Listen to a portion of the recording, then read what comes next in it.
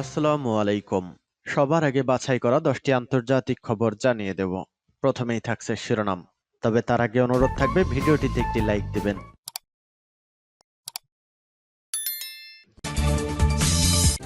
জানিয়ে দিব হাতে থাকা গুরুত্বপূর্ণ আন্তর্জাতিক সংবাদসমূহ। শুরুতেই জানিয়ে দিব সংবাদ শিরোনাম। এখনই যুদ্ধবিরতি নয়, আন্তর্জাতিক মহলকে বুড়ো আঙুল নেতানিয়াহু। এবার জানিয়ে দিব আনসারুল্লাহ হুতিদের সন্ত্রাসী তালিকা থেকে বাদ দিতে পারে আমেরিকা। জানিয়ে দিব হুতিদের থামানো যাবে না যে কারণে। এবার জানিয়ে দিব সিঙ্গাপুরের সামরিক শক্তিতে সিঙ্গাপুর কতটা শক্তিশালী।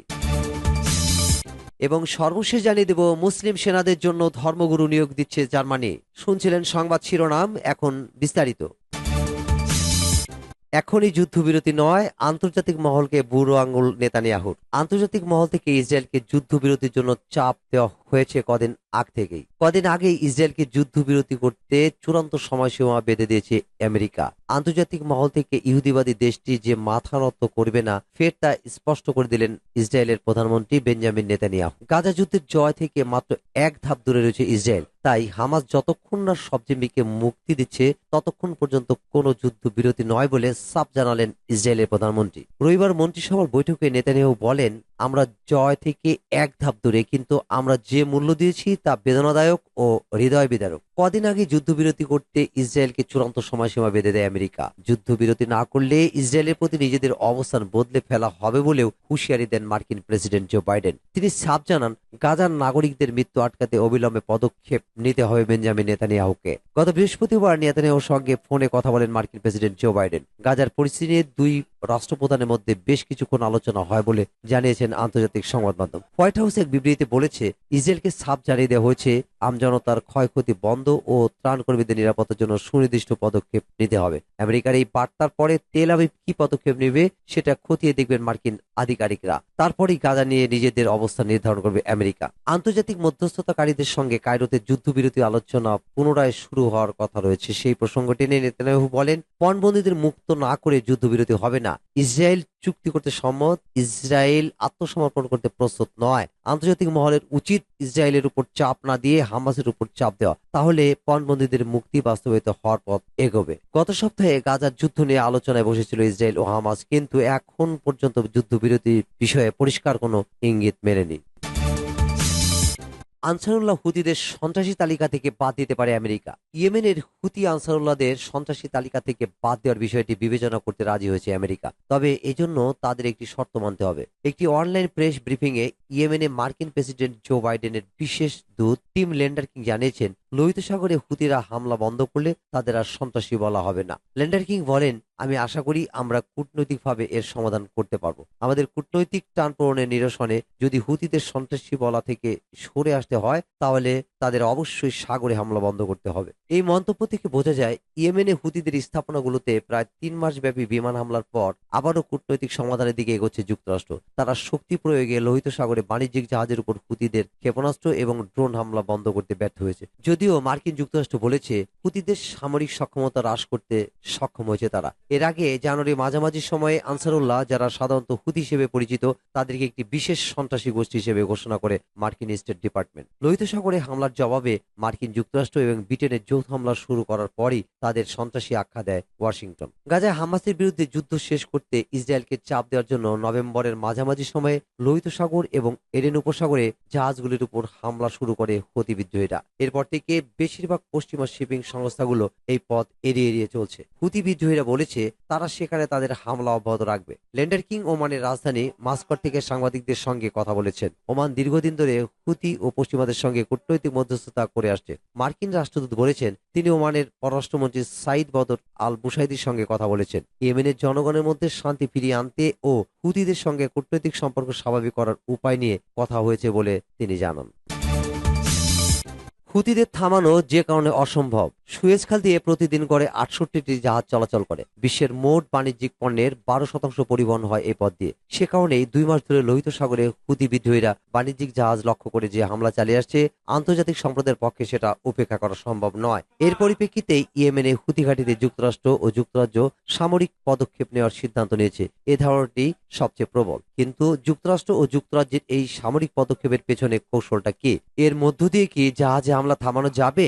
এই কৌশল কি গাজা যুদ্ধ বড় পরিসরে ছড়িয়ে পড়া বন্ধে কোনো সহায়তা করতে পারবে? প্রথমত, হুতিরা কি পছন্দ করে তা নিয়ে কারোরই বিভ্রান্তি থাকা উচিত নয়। ইয়েমেনের গৃহযুদ্ধে এ পর্যন্ত সরাসরি লড়াইয়ে হুতিদের 1.5 লাখ মানুষ নিহত হয়েছে। যুদ্ধের নিষ্ঠুরতা প্রমাণের জন্য এ সংখ্যা যথেষ্টই হতে পারে। যুদ্ধের কারণে দুর্ভিক্ষ ও চিকিৎসা না পাওয়ায় 2,27,000-এরও বেশি ইয়েমেনি নিহত হয়েছে। সেখানকার মানবিক সংকট এখনো চলমান। দারিদ্র্য পরিস্থিতি খুবই সংকীর্ণ। হুতি নিয়ন্ত্রিত এলাকায় সরকারি চাকরিজীবীদের 7 বছর ধরে কোনো বেতন দেওয়া হয় না। হুতি শাসনের সাধারণ ইয়েমেনিরা কোন অবস্থার মধ্য দিয়ে যাচ্ছে তা বুঝতে কারো অসুবিধা থাকার কথা নয়। লোহিত সাগরে হুতিরা বাণিজ্যিক জাহাজে আক্রমণ করেছে। হুতিরা দাবি করেছে ফিলিস্তিনিদের প্রতি সংহতি জানিয়ে তারা এটা করেছে, কিন্তু এ ব্যাপারে বিন্দুমাত্র সন্দেহ থাকার কোনো কারণ নেই যে হুতিরা আরব বিশ্বে বৈধতা অর্জনের চেষ্টা করছে। একই সঙ্গে জাহাজে হামলার মতো কর্মকাণ্ডের মাধ্যমে দেশের ভেতরে তাদের ক্ষয়ে যাওয়া সমর্থন পুনরুদ্ধারের চেষ্টা করছে। আরেকটা বিষয় হচ্ছে, বিমান হামলায় হুতির সামরিক স্থাপনা ব্যাপকভাবে ক্ষতিগ্রস্ত হওয়ার পরও তারা ক্ষেপণাস্ত্র ছুটছে।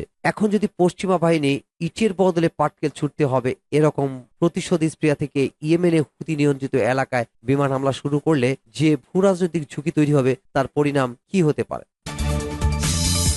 সিঙ্গাপুরের সামরিক শক্তি। সিঙ্গাপুরের অকল্পনীয় সামরিক শক্তি। সিঙ্গাপুর আমাদের খুব পরিচিত একটি দেশ। আয়তনে ঢাকার চেয়ে দ্বিগুণ আকারের ছোট্ট একটি দেশ, অথচ তাদের কাছে আছে দক্ষিণ পূর্ব এশিয়ার সব থেকে শক্তিশালী সামরিক বাহিনী। একমাত্র চীন ছাড়া পার্শ্ববর্তী মালয়েশিয়া, ইন্দোনেশিয়া, থাইল্যান্ড, ফিলিপাইন কারোরই সামরিক ক্ষমতা সিঙ্গাপুরের ধারের কাছেও নেই। এমনকি সমরবিদের মতো সিঙ্গাপুর হচ্ছে এশিয়ার মধ্যে সব থেকে উন্নত প্রযুক্তি সমৃদ্ধ সামরিক বাহিনীর দেশ। সিঙ্গাপুরের প্রতিটি সক্ষম ব্যক্তিকেই 22 থেকে 24 মাসের জন্য বাধ্যতামূলক সেনাবাহিনীতে চাকরি করতে হবে। মজার ব্যাপার হচ্ছে, সিঙ্গাপুরের প্রতিরক্ষা মন্ত্রণালয় এক অদ্ভুত সিস্টেম চালু করেছে, যার ফলে সৈন্যদেরকে রাইফেল গ্রেনেডের সাথে একটি করে আইপ্যাড দেওয়া হয়। তাদের দাবি, পকেটে আইপ্যাড থাকলে সৈনিকরা দ্রুত যোগাযোগ করতে পারবে এবং যুদ্ধের পরিস্থিতি ভিডিও করতে পারবে। এছাড়াও সিঙ্গাপুরের সামরিক বাহিনীর প্রধান হচ্ছেন একজন নারী, যার নাম হালিমা ইয়াকোবা। তিনি সিঙ্গাপুরের বর্তমান প্রেসিডেন্ট। মুসলিম হিসেবে হালিমা ইয়াকুব বর্তমান সময়ে একমাত্র সেনাপ্রধান। গ্লোবাল পাওয়ারের জার্কিং অনুযায়ী সিঙ্গাপুরের অবস্থান 51-তে। বর্তমানে তাদের সৈন্য সংখ্যা 72,000, রিজার্ভে আছে আরো 13,86,000। 2018 সালের হিসেব অনুযায়ী সিঙ্গাপুরের সামরিক বাহিনীর বাৎসরিক বাজেট $11.2 বিলিয়ন মার্কিন ডলার। বাংলাদেশের মতো সিঙ্গাপুরের সামরিক বাহিনীও সেনা, নৌ এবং বিমানে 3 ভাগে বিভক্ত। সিঙ্গাপুরের সেনাবাহিনীর সব থেকে শক্তিশালী অস্ত্র হচ্ছে জার্মানির তৈরি অত্যাধুনিক leopard 2 main battle tank. Leopard 2 বর্তমান সময়ের অন্যতম ভয়ঙ্কর অস্ত্র। 180-টিরও বেশি লিওপার্ড 2 ট্যাঙ্ক আছে সিঙ্গাপুরের সেনাবাহিনীতে। এছাড়াও জার্মানি থেকে কেনা এবং সিঙ্গাপুরের নিজেদের তৈরি আরো প্রায় 3,000 আর্মড ভেহিকল আছে সিঙ্গাপুরের আর্মিদের কাছে। পিছিয়ে নেই সিঙ্গাপুরের নৌবাহিনীও। নৌবাহিনীর সব থেকে উল্লেখযোগ্য নৌযান হচ্ছে সুইডেনে তৈরি 4টি সাবমেরিন। এদের মধ্যে 2টি সাবমেরিন আর্চার ক্লাস এবং অন্য 2টি চ্যালেঞ্জার ক্লাস। কিছুদিন আগে সুইডেনের এরকম সাবমেরিন অনুশীলনের সময় ভার্চুয়ালি আমেরিকান বিমানবাহী যুদ্ধ জাহাজ ডুবিয়ে দিয়েছিল। এর বাইরে জার্মানির তৈরি 4টি ইনভিনসিবল সাবমেরিন কেনার চুক্তি রয়েছে সিঙ্গাপুর। সাবমেরিন ছাড়াও 6টি ফ্রিগেট এবং 6টি করভেট আছে সিঙ্গাপুরের নৌবাহিনীতে। এগুলোর সাথে আরো প্রায় 20টি পেট্রোল নৌযান আছে। সিঙ্গাপুরের দৃশ্যত কোনো শত্রু নেই, কেননা পার্শ্ববর্তী মালয়েশিয়া, ইন্দোনেশিয়া, ফিলিপাইন, থাইল্যান্ড সবার সাথে তাদের বন্ধুত্বপূর্ণ সম্পর্ক। তবুও সিঙ্গাপুর তাদের সেনাবাহিনীকে এত উন্নত করেছে মালয়েশিয়ার ভয়ে, কেননা মালয়েশিয়া আর সিঙ্গাপুরের ভৌগোলিক অবস্থান ইরাক আর কুয়েতের মতো। ইরাক কুয়েতে বন্ধুত্বপূর্ণ সম্পর্ক থাকলেও হুট করে একদিন শক্তিশালী ইরাক ছোট্ট আর নিরীহ কুয়েতকে আক্রমণ করে দখল করেছিল। মুসলিম সেনাদের জন্য ধর্মগুরু নিয়োগ দিচ্ছে জার্মানি। জার্মান সেনাবাহিনীর মুসলিম সদস্যরা এতকাল খ্রিস্টান বা ইহুদিদের মতো পাস্টোরাল কেয়ার বা প্রয়োজনে নিজ ধর্মের বিশ্বাসী ধর্মগুরুর সহায়তা নেওয়ার সুযোগ পাননি। একসময় অবিশ্বাস্য শোনালেও এখন সেই অবস্থার পরিবর্তন আসছে। জার্মান সশস্ত্র বাহিনীর সংসদীয় কমিশনার এফা হোগল সেনাদের বিভিন্ন প্রয়োজনীয়তার দিকে বিশেষভাবে গুরুত্ব দেন। মার্চের মাঝামাঝি সময়ে তিনি তার 3য় বাৎসরিক প্রতিবেদনে মুসলমানদের জন্যও মিলিটারি চ্যাপ্লেন্সি বা ধর্মগুরুর সহায়তার দিকে গুরুত্ব দেন। অতীতে যে দলই প্রতিরক্ষা মন্ত্রণালয়ের দায়িত্বে ছিল তারাই এই বিষয়টিকে অসম্ভব মনে করেছিল, ফলে বছরের পর বছর জার্মান সামরিক বাহিনীতে মুসলিম ধর্মগুরুদের সেবা দিতে দেখা যায়নি। মধ্যভাম সামাজিক গণতন্ত্রী দল এসপিডির হোগল এই পরিস্থিতিতে পরিবর্তন পরিবর্তন আনতে চান। তিনি মনে করেন যে ইসলাম ধর্মে বিশ্বাসী সেনাদের জন্য এটা না থাকাটা খুবই অসন্তোষজনক ব্যাপার। তাই তিনি দ্রুত এক্ষেত্রে যোগ্যদের চুক্তিভিত্তিক নিয়োগ দিতে প্রতিরক্ষা মন্ত্রণালয়ের প্রতি আহ্বান জানিয়েছেন। হোগল গত বছর দক্ষিণ পূর্ব তুরস্কে ভূমিকম্পের পর জার্মান সেনাদের সেখানে উদ্ধার তৎপরতায় যুক্ত হওয়ার কথা স্মরণ করেন। সেখানে মোতায়েন করা সেনাদের মধ্যে মুসলমান সেনারাও ছিলেন। তা সত্ত্বেও সেখানে 2 অমুসলিম সামরিক ধর্মগুরু পোস্টাল কেয়ার দিয়েছেন। ডয়সে ভেলোর এক প্রশ্নের জবাবে জার্মানির প্রতিরক্ষা মন্ত্রণালয় জানিয়েছে যে 2023 সাল অবধি প্রাপ্ত তথ্য অনুযায়ী বেশ কয়েক বছর ধরে মুসলিম সেনাদের জন্য আলাদা পোস্টাল কেয়ার চালুর বিষয়টি জার্মান সামরিক বাহিনীতে আলোচিত হয়েছে। ক্যাথলিক এবং ইহুদি সামরিক ধর্মগুরুরাও এই প্রয়োজনীয়তার প্রতি সমর্থন জানিয়েছেন।